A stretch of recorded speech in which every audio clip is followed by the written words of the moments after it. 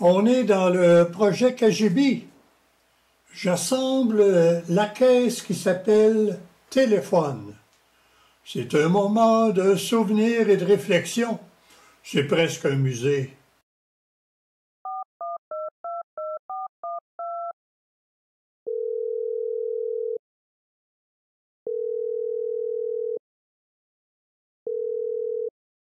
Ah, c'est mon image de marque.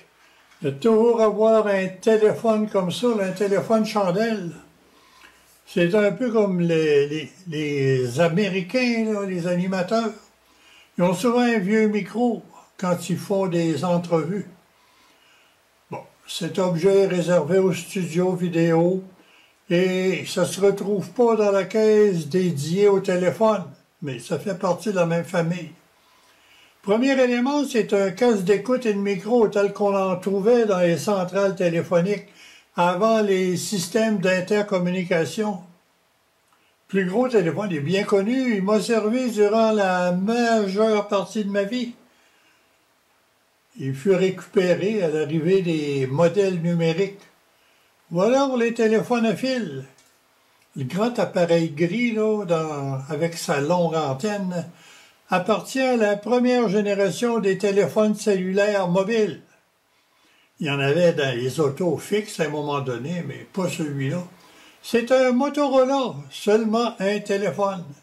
Il y avait même un genre de carquois sur la ceinture pour le tenir.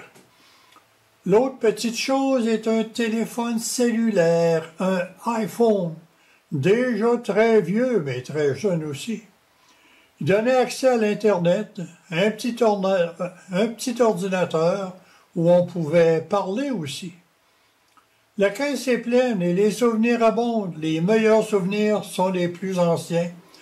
J'avais trouvé dans un populaire mécanique une annonce pour 2 téléphones chandelles à 5 piastres. Une aubaine pour bricoler pendant plusieurs années. Quand j'étais en 6e année à l'école primaire, j'avais apporté les téléphones en classe. Une pile puis du fil pour tout brancher ça. J'étais passé pour un clown démonstratif et pédagogique en imitant les granules de charbon qui s'énervaient au son de la voix, ce qui modifiait le passage du courant et se transmettait dans l'électroaimant du récepteur. Pour la sonnerie avec la manivelle et dynamo, je devenais le joueur de tour où les élèves sursautaient par le choc du 100 volts qui passait de l'un à l'autre. Pour la réflexion, disons que l'expérimentation est le meilleur moyen d'apprendre. C'est la classe laboratoire, mais il ne faut pas dépasser les bornes avec le courant de la sonnette. On soupçonne que le pseudo-professeur savait ce qu'il faisait. Et je l'avoue, j'avais hâte au dynamisme créé par la dynamo à 100 watts de dynamisme. Gros téléphone très connu était la synthèse solide des modèles antérieurs. Et ce modèle a été utilisé très longtemps.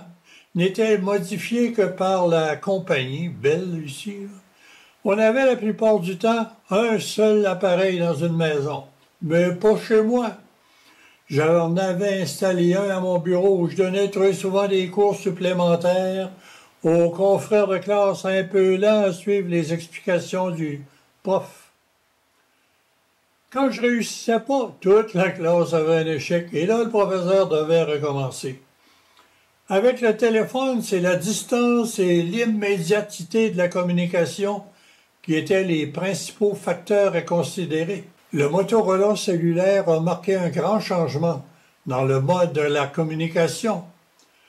Radio amateur, ça marchait avec des répétitrices qu'on plaçait sur le haut d'une montagne, ou bien par des CB, mais à ce moment-là, on était limité à quelques kilomètres.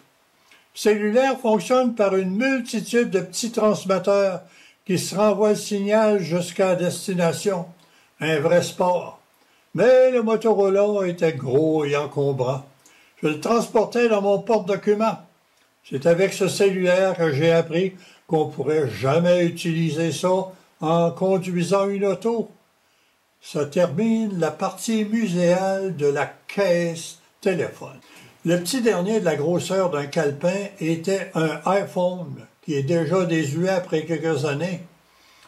il a 10 ans et on serait davantage porté à l'envoyer dans un éco-centre et non dans un musée. Les nouveaux ne sont que de la mise en jour des fonctionnalités connues. C'est un appareil devenu très dangereux dans l'auto, sur le trottoir, à l'école aussi.